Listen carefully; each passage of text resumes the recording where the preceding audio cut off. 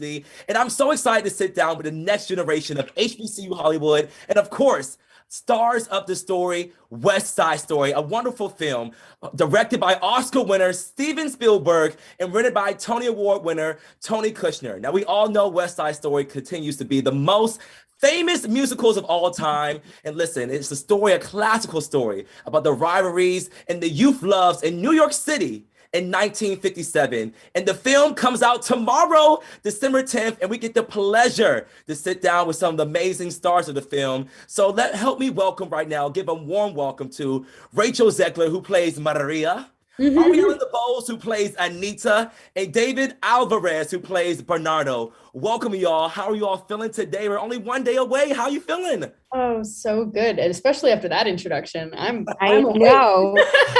So excited. Yes, I'm so excited to have you all here. We have amazing HBCU students from different HBCUs who are here to ask you all a few questions. So let's go ahead and get this started. I'm going to bring our first student. We have Cameron Nolan from Morehouse College. Cameron, come on and state your question, man.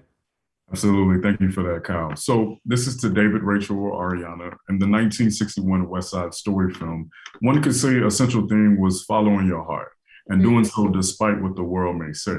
So as actors, actresses, performers, really creators in general, how do you stay encouraged in pursuit of your dreams? Oof. I mean, it's an ongoing thing. Every day is different, I can tell you that. You know, I've personally been working in the industry for 10 plus years, and I've had lots of success, and it looks very shiny on the outside. But to get to the sparkly moments, it's been a real roller coaster. So many different like microaggressions I've experienced. It's been really intriguing to see how I present. I've been deemed ethnically ambiguous. I've been told I'm not Black enough for one part. I've been told I'm not Latina enough for another part. But if I could just live in the gray, I was very hireable.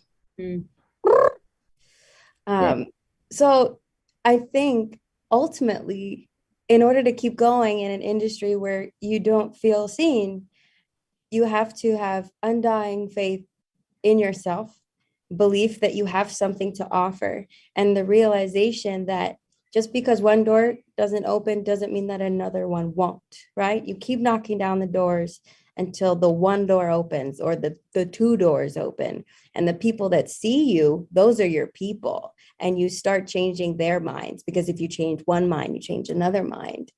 But beyond that, like, there's no recipe, right? I don't think there's a recipe for keeping yourself going beyond holding on so tightly to your dreams and, decent amount of self-care. Yeah. I think a big thing is it's really about persistence. It's about having confidence in yourself and what you have to bring to the table, because a lot of times people out there are just not going to believe in you. They're just not going to believe in you. And you've got to be that person to look at yourself in the mirror and say, I can do this. I believe in myself. I know my worth, and I have a lot to offer to this world. So it is a roller coaster ride. Like Ariana said, you have great moments, but behind those great moments is 1,000 failing moments. And it's about not letting those failures get to you. So now that we're here, it's incredible. It's incredible to know that all this hard work, all this learning experiences can be brought to the table in a meaningful way. And also being part of this project is opening so many doors for so many communities to be able to trust themselves and be valued and be respected. So I'm just very fortunate to be a part of this. And it's not an easy ride. It's not an easy ride at all. But if you love the art, if you love what you do, it is worth it in the end. And it's remembering that other people's success is not in any way your failure. Root for your friends. We notice, it's putting good out and getting good back. The universe works in a very real way, but it's also a lot of hard work. And it's not just showing up to every attempt. It's not showing up, in my case, it's not showing up to every audition for other people, but it's showing up for myself and making sure that I am there and I am centered and I am ready. Because I cannot give I can't give 100% if I'm not at 100%. So take care of yourself beyond everything. And just remember to root for other people's successes as well. Learn from them. Yes, all great answers, all great answers. Like you said, you got to be your biggest fan and have your own, and always be ready. Because I know Rachel recently did a thing where you talked about how you were in a nail salon and you auditioned 4 times, and Steven Spielberg reached out and asked you about the part, and you were just surprised but ready. That was Ari. That was Oh, that was Ari. me. Yeah. Ari, that was you. I was in a nail salon. Yes. Clearly. Yes. So you were always ready, and when the opportunity presented itself, you were there, and the opportunity presented itself. It was amazing. Well, that's the thing. It's like, I think, people of color in this industry where we do have to go in these rooms extremely prepared, like, so the auditions that you accept or the meetings that you take, go in with a specific point of view and believe in it, and I didn't inherently think Anita was for me. I did not think that I was going to be who they would choose, but I came in and tried to put myself in positions where I could be seen to the fullest of my potential, right? So if I didn't feel like I had been given enough time to prepare, I advocated for myself, got the time I needed, and went back and did my version of what I call crushing it, because that we have to show up prepared for the moment, because you never know when the moment's going to arrive. Exactly. But let's go ahead and transition to our next student. We have Kendall Robinson from Howard University. Kendall, go ahead and state your question. Okay, thanks, Kyle. So West Side Story was deemed culturally significant by the United States Library of Congress and was also selected for the National Film Registry in 1997. In this film, can we expect the same impact and significance in the Steven Spielberg's 2021 film? And also, what culturally relevant themes can we expect to see? I think it still holds the same cultural relevance. So I do expect our film to have that same impact, but there's also cultural sensitivity that I think the 1961 film lacked severely. It's the way that the culture is represented on all fronts. There was a big historical context overhaul that was done with Tony Kushner's script, and it was a real conversation surrounding racial tension, political tension, social tension, the 1957, climate for San Juan Hill and the Robert Moses Slum Clearance Project that was displacing low-income communities out of their homes if you lived on this certain 20 blocks to make way for the Lincoln Center for the Performing Arts, which was a rich white person thing that all of these low-income communities that were being forced out of their homes wouldn't even be able to enjoy. So that's, not only is that the reason I think it will be culturally impactful, because it's a conversation that's still ongoing and that we're still having surrounding gentrification today, but it's also the type of cultural conversation you can expect from our film. Yes, thank you for answering that question. But we're going to go ahead and move on to our next student. We have Christopher Jones from Texas Southern University. Christopher, state your question, man.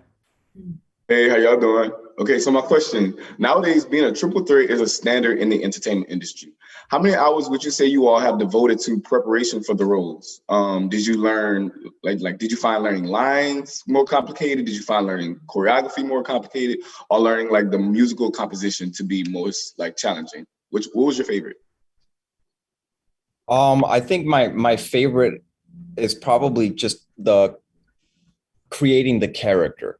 That journey of creating your character, because you're putting so much into it and you're thinking about it, and the possibilities are endless on what you can do.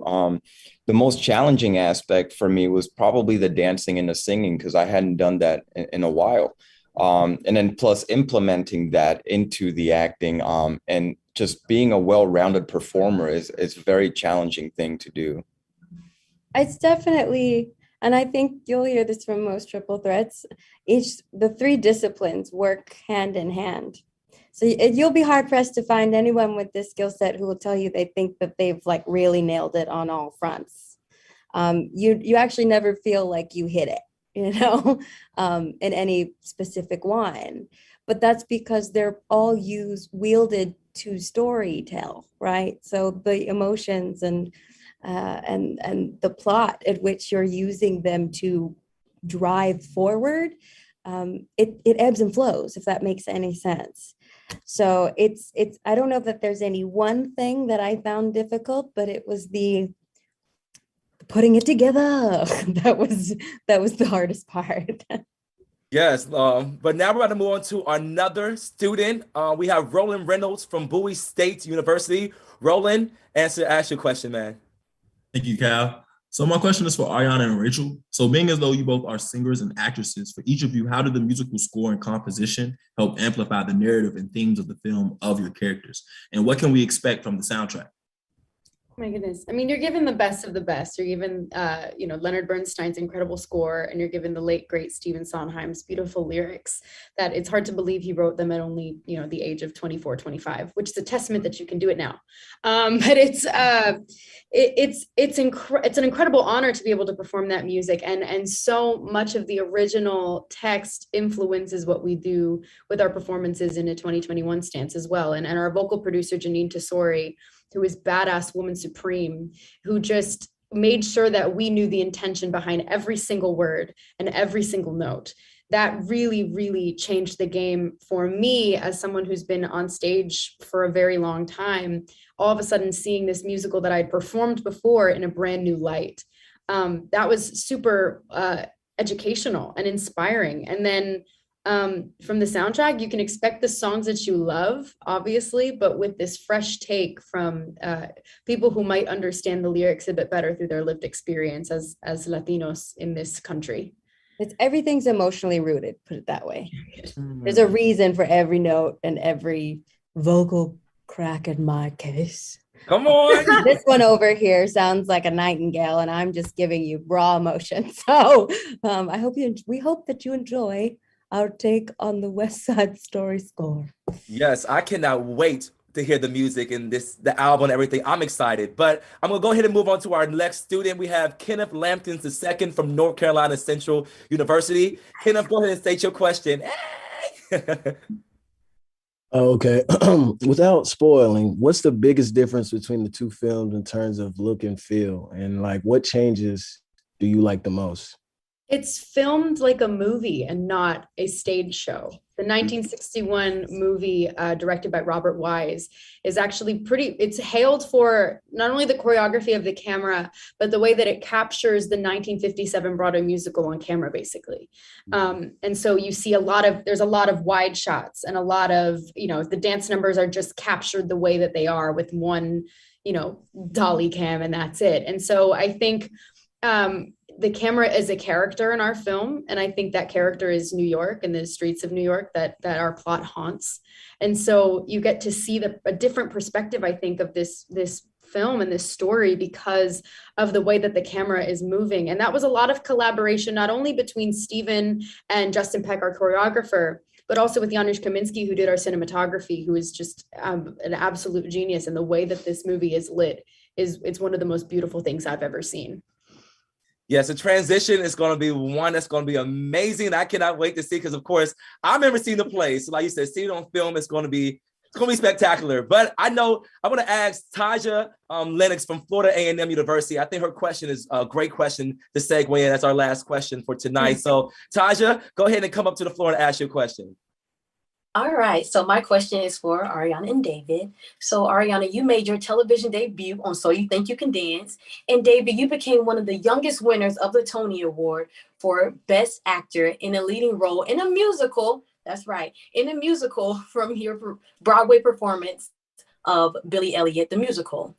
So you both have had great success in the world of musicals. Can you talk about the transition from theater to film?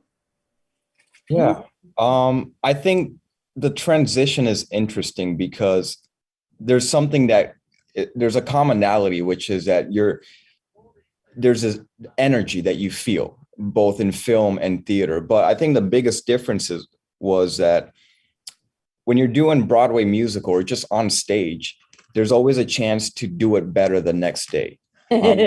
There's always, you go home and you think about, oh, what did I screw up? Okay, I could maybe do this better. I could try this a little differently. Oh, the audience didn't laugh in this part. Maybe if I say it this way, they'll laugh, etc. So there's a chance to get better while when you go onto a set and you film and you shoot, once it's cut, that's it. Forget about it. There's no changing it. You just have to learn to let go and be okay with that first thing that you did and not worry and not let it torment your mind later on. So it's a big learning experience of just letting go when it comes to film. I agree with that. I think God, I giggled earlier because gosh, it's just so true. You really, once it's done with film work. But I think what eased the transition, just for like a little tidbit, is that it's you're still creating the same character. You wield the same tools, right? You're just playing to a different audience. You're not playing proscenium. You're not hitting the back of the house, right? Your audience becomes this. Mm-hmm. So then your skill set can sort of be informed by that, and you don't have to indicate. You can be really small. You can actually just stand there and let your eyes do the work for you. You're just playing to a different audience, and the understanding of that is really what sort of assuaged the transition for me. That felt like a good SAT word, and now I'm really potentially regretting it. That is fine, but we appreciate you all and your transition to this film. The film comes out tomorrow, December 10th, in all theaters. Listen, West Side Story. We thank you all so much for coming to speak to us for our West Side Story HBCU Buzz Roundtable. Again, I'm your host and moderator, Connor Mike, and we sat down with some of the next generation of HBCU Hollywood, and also some of the stars, Rachel Zegler as Maria, Ariana Debose as Anita, and David Alvarez as Bernardo. Again, thank you so much, and we cannot wait to see the film West Side Story. Real quick, let's all pose for a wonderful picture real quick. Let's smile and pose. Hey. Yes, again, thank you so much, and you have a wonderful day, and enjoy the film. Thank you so much, guys. Thank you. Thank you. You guys are amazing. Thank you, everyone. Thank you. Thank you, everybody. Goodbye. Thank you all. Welcome to the West Side Story HBCU Buzz Roundtable. I'm your host and moderator,